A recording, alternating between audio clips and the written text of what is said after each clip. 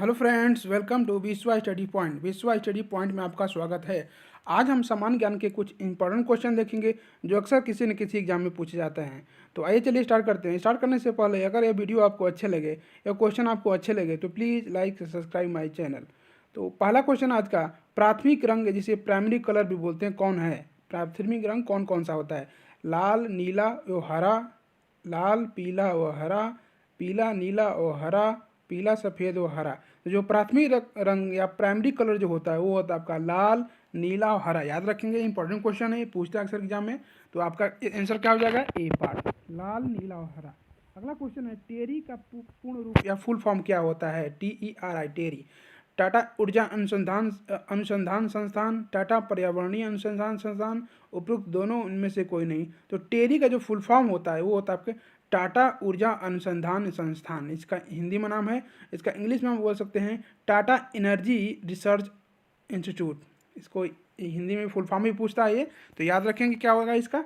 टाटा टाटा इसका आंसर जो हो जाएगा आपका ए पार्ट, टाटा ऊर्जा अनुसंधान संस्थान। इसका इंग्लिश में नाम होगा टाटा एनर्जी रिसर्च इंस्टीट्यूट। ये इसका जो मुख्यालय है आपका, ये जो मतलब जहाँ स्थित है वो नई दिल्ली में स्थित है। रिसर्च ऊर्जा से रिलेटेड रिसर्च का अनुसंधान होता है और इसकी स्थापना हुई थी 1974 ईस्वी में। याद रखेंगे, ये भी इंपॉर्टेंट क्वेश्चन है। ये देखिए, ये दोनों फैक्ट्स हैं। आंसर तो इसका एक हो गया, इसमें 3 क्वेश्चन हो गया। इसका इसका मुख्यालय कहाँ है, ये कहाँ स्थापित है? तो न्यू दिल्ली में है और 1974 में इसका स्थापना हुई था। इसका आंसर हो गया ए पर। गोदावरी नदी का उद्गम स्थल कहाँ है? गोदावरी नदी कहाँ से निकलती है? पूर्वी घाट से, हिमालय से, पश्चिमी घाट से और विंध्याचल रेंज से। जो तो गोदावरी नदी है, ये साउथ की गंगा भी बोलते हैं इसे, ये आपकी पश्चिमी घाट से निकलती है। तो इसका आंसर जो हो जाएगा आपका सी पार्ट, पश्चिमी घाट, पश्चिमी घाट। अगला क्वेश्चन है, गाय के दूध में किस तत्व की कमी होती है? लोहा, कैल्शियम, विटामिन, शर्करा। तो जो गाय की दूध होती है उसमें कैल्शियम भी होता है, विटामिन भी होता है, शर्करा भी होता है, लेकिन उसमें आयरन या लोहा नहीं होता है। तो इसका आंसर जो हो जाएगा आपका ए पार्ट, लोहा। अगला क्वेश्चन है, रामकृष्ण मिशन की स्थापना किसने की थी? ईश्वरचंद्र विद्यासागर ने, दयानंद सरस्वती ने, राजा राममोहन राय ने और स्वामी विवेकानंद ने। तो ये रामकृष्ण मिशन की स्थापना की थी स्वामी विवेकानंद ने। तो इसका आंसर जो हो जाएगा आपका डी पार्ट, स्वामी विवेकानंद।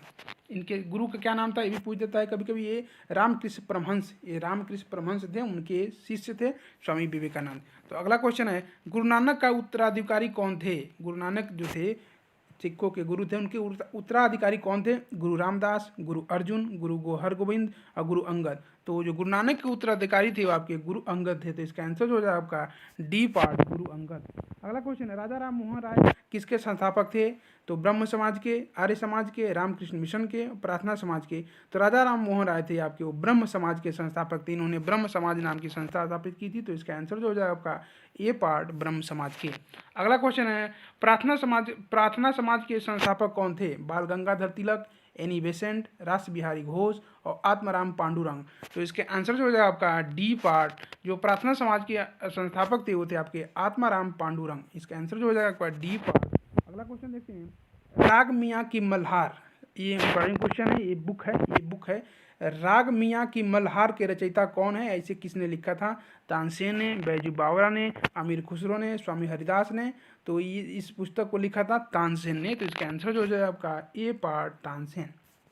और आज का 10वां क्वेश्चन है, खालसा की स्थापना किसने की थी? गुरु नानक देव ने, गुरु अर्जन देव ने, गुरु रामदास ने और गुरु गोविंद सिंह ने। तो खालसा की स्थापना की थी आपकी गुरु गोविंद सिंह जी ने। तो इसका आंसर जो हो जाएगा आपका डी पार्ट, गुरु गोविंद सिंह। अगला क्वेश्चन है, सिखों में किस गुरु का जन्म पटना साहिब में हुआ था? ये जो सिखों में गुरु हुए हैं उसमें किस सिख गुरु का जन्म पटना साहिब बिहार में हुआ था? तो गुरु अर्जुन देव, गुरु नानक देव, गुरु तेग बहादुर और गुरु गोविंद सिंह। तो जो गुरु गोविंद सिंह जी थे उनका जन्म हुआ था पटना साहिब में। तो इसका आंसर जो हो जाएगा आपका डी पार्ट, पटना साहिब। गुरु गोविंद सिंह, इनका जन्म पटना साहिब में हुआ था, गुरु गोविंद सिंह का। निम्नलिखित में से किसका मिलान गलत है? नरसिंह मेहता गुजरात, वल्लभाचार्य गुजरात, नामदेव महाराष्ट्र और चैतन्य बंगाल। ये जो है क्या है कि ये बहुत फेमस, बहुत ही विख्यात संत हुए हैं, उनका कॉम्बिनेशन है कि वो संत किस राज्य से रिलेटेड हैं। तो जो नरसिंह मेहता थे वो गुजरात से संबंध रखते थे, गुजरात में उनका जन्म हुआ था। तो ये पहला पार्ट भी सही है। दूसरा क्वेश्चन है कि वल्लभाचार्य जो थे गुजरात से, तो गुजरात से नहीं थे, ये गुजरात से नहीं थे। तो ये पूछ रहा है कि कौन सा गलत है, तो जो गलत कौन सा है यही है। तो इसका आंसर हो जाएगा आपका बी पार्ट वल्लभाचार्य। बाकी नामदेव तो महाराष्ट्र से थे और चैतन्य महाप्रभु थे, इनका पूरा नाम है, ये बंगाल से थे। तो इसका आंसर जो हो जाएगा आपका बी पार्ट वल्लभाचार्य। ये गलत गलत मिलान है। निम्नलिखित में से कौन संत महाराष्ट्र थे? व्यास, त्यागराज, तुकाराम, मैत्री। तो इसमें जो बहुत फेमस क्वेश्चन है, जो तुकाराम, ये बहुत अच्छा, बहुत फेमस ये संत हुए थे तुकाराम। इन ये महाराष्ट्र से संबंध थे या महाराष्ट्र में जन्म हुआ था इनका। तो इसका आंसर जो हो जाएगा आपका सी पार्ट तुकाराम, जो महाराष्ट्र से संबंधित थे। संत कबीर का जन्म कहाँ हुआ था? वाराणसी में, मथुरा में, हैदराबाद में, दिल्ली में। तो संत कबीर जी का जन्म वाराणसी में हुआ था। तो इसका आंसर जो हो जाएगा आपका ए पार्ट वाराणसी। इनकी 3 पुस्तकें मेन ही हैं, साखी, शबद और रामायणी। ये पूछता है कभी संग्रह है ये इनके कविताओं का। तो इनकी 3 ही पुस्तकें हैं, संग्रह कहिए, साखी, शबद और रामायणी। याद रखेंगे, इनकी तीन कलेक्शन है, 2 का, साखी, शबद और रामायणी।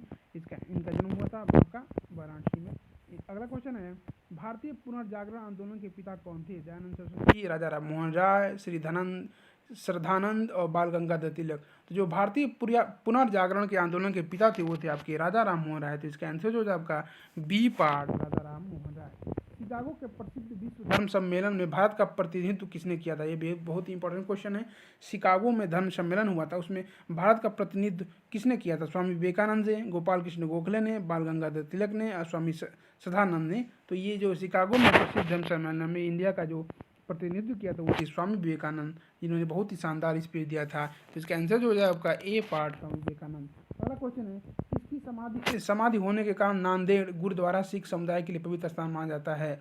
गुरु गोविंद सिंह, गुरु रामदास, गुरु नानक, गुरु अर्जुन देव। तो जो नांदेड़ जगह है जो महाराष्ट्र में पड़ता है, वहाँ वो पवित्र स्थान माना जाता है सिखों के लिए, क्योंकि वहाँ गुरु गोविंद सिंह का वहाँ समाधि स्थल है। तो इसका आंसर जो हो जाए आपका ए पार्ट गुरु गोविंद सिंह। अगला क्वेश्चन है, सुप्रसिद्ध उर्दू शायर मिर्ज़ा गालिब कहाँ के मूल निवासी थे? ये बहुत ही उर्दू के बहुत ही फेमस शायर हुए हैं मिर्ज़ा गालिब। तो ये कहाँ के निवासी थे? लखनऊ के, दिल्ली के, आगरा के और लाहौर के। तो जो मिर्ज़ा गालिब थे वो आपका थे आगरा के निवासी थे। इसका आंसर जो हो जाएगा सी पार्ट आगरा। अगला क्वेश्चन है, महावीर जैन की मृत्यु किस नगर में हुई थी? ये वेरी वेरी इंपॉर्टेंट क्वेश्चन है। पूछता है कि इनका जन्म कहाँ हुआ था, इनका मृत्यु कहाँ हुई थी। इनका जन्म हुआ था कुंडग्राम में और इनकी मृत्यु कहाँ हुई देखते हैं। कुंडग्राम, राजगीर, पावापुरी और कुशीनगर। तो ये जो पावापुरी जगह है, यहाँ ऑप्शन में पावापुरी नहीं रहेगा, यहाँ पर कुछ और ऑप्शन हो सकता है। तो जो पावापुरी जगह पर हुआ था इनका जन्म, वो जो कि राजगीर में पड़ता है, बिहार में पड़ता है। तो इनका जो मृत्यु हुआ था वो का पावापुरी बिहार राजगीर में हुआ था। तो इसका आंसर जो हो जाएगा सी पार्ट। अगला क्वेश्चन आज का 20वां क्वेश्चन है, ऐसी अर्थव्यवस्था को क्या कहते हैं जिसका विश्व से कोई संबंध नहीं होता है? समृद्ध या बंद अर्थव्यवस्था, मुक्त अर्थव्यवस्था, मिश्रित अर्थव्यवस्था और समाजवादी अर्थव्यवस्था। तो ऐसी अर्थव्यवस्था को हम कहते हैं समृद्ध या मृत या बंद अर्थव्यवस्था। तो इसका आंसर हो जाएगा आपका ए पार्ट बंद अर्थव्यवस्था।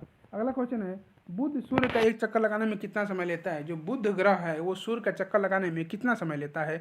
90 दिन, 88 दिन, 75 दिन, 87 दिन। तो बुध जो है आपका शुक्र का चक्कर लगाने में सबसे कम समय लेता है, क्योंकि बुध जो है सूर्य ग्रह के सबसे नज़दीक है। तो कितने दिन में चक्कर लगाता है? 88 दिन में। तो इसका आंसर जो हो जाएगा आपका बी पार्ट 88 दिन।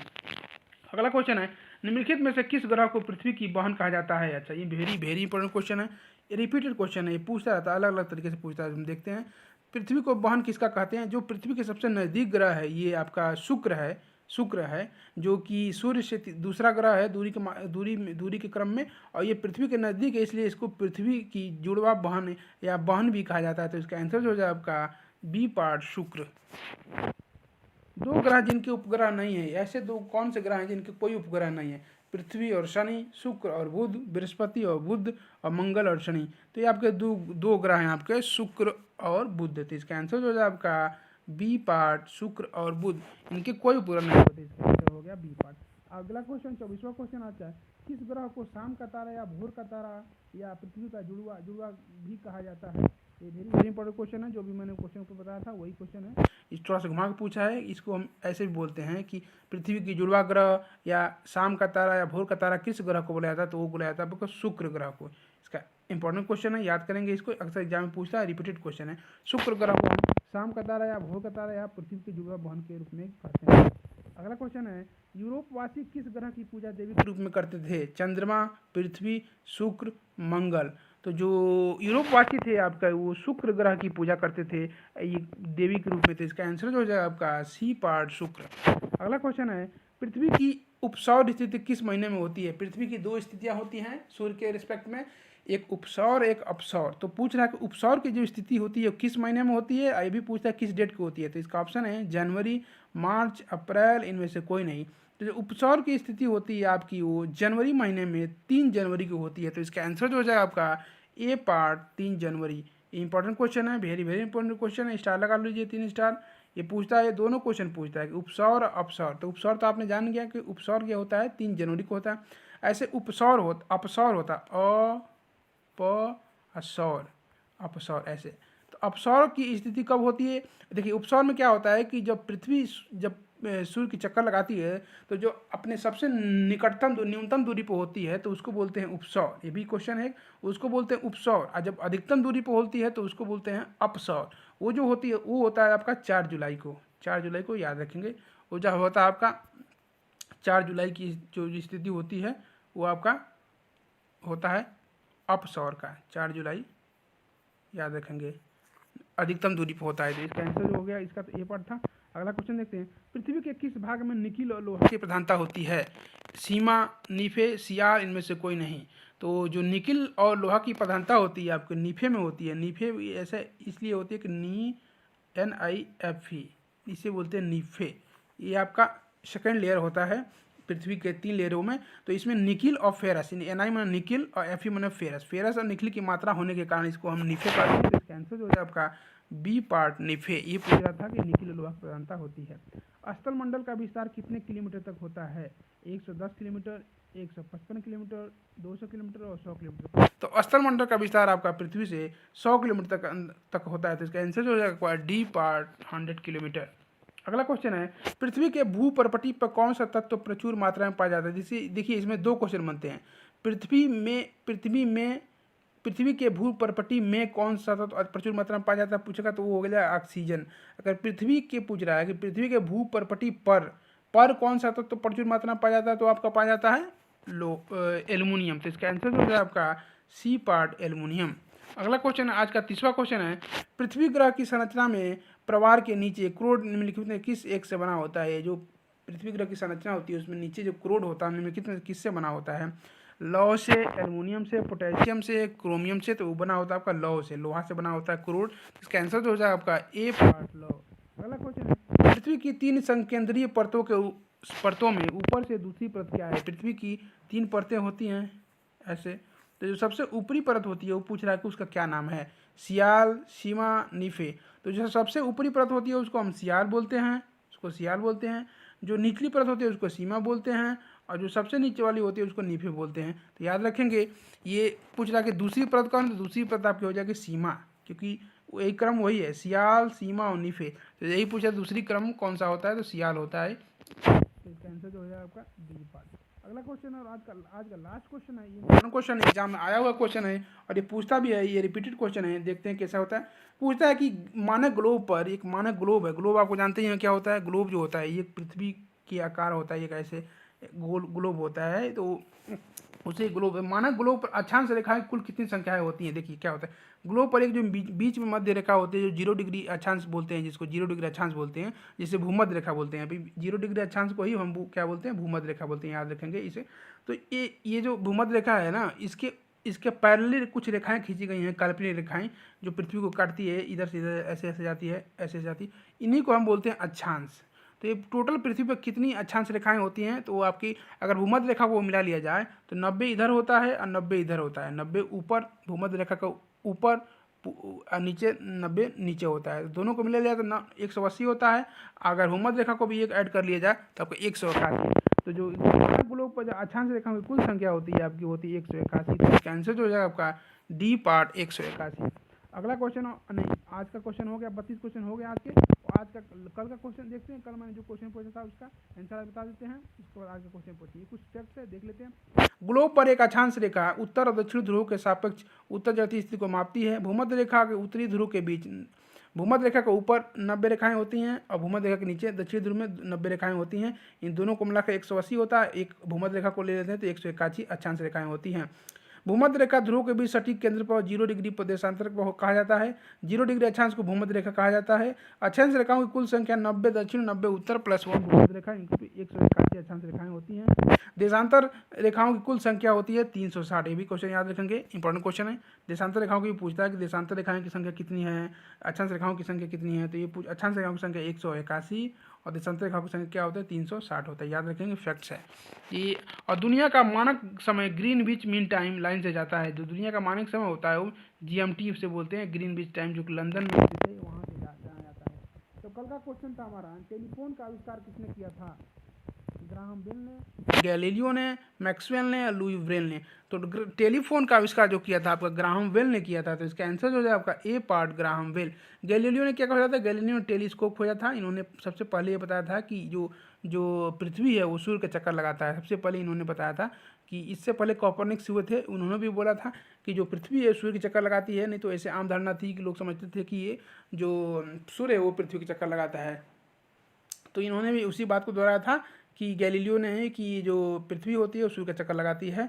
तो मैक्सवेल, इनके बारे में ज़्यादा कुछ आइडिया नहीं है। लुई ब्रेल थे, उन्होंने ब्रेल लिपि की खोज की थी। जो ब्रेल लिपि होती है, ब्रेल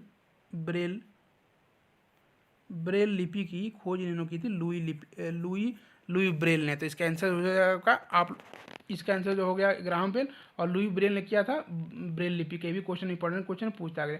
आज का क्वेश्चन है, जैसे ऊपर पूछता हमने, देशांतरों की संख्या कितनी है? 60, 360, 180 और 90। तो आज का क्वेश्चन है आपको, देशांतरों की संख्या कितनी होती है टोटल ग्लोब पे। तो इसका क्वेश्चन आप लोग कमेंट बॉक्स में देना है। देखते हैं कितना लोग इसका सही आंसर देते हैं। तो अगर यह वीडियो आपको अच्छे लगे, इसके क्वेश्चन अच्छे लगे, तो आप प्लीज़ इसके like, subscribe and share my channel, जिससे हमको मोटिवेशन मिलेगा। आगे हम और अच्छे से अच्छे वीडियो लाएंगे और मेहनत करेंगे। तो इसका आज के लिए इतना ही। Thanks for watching my video. Thank you so much.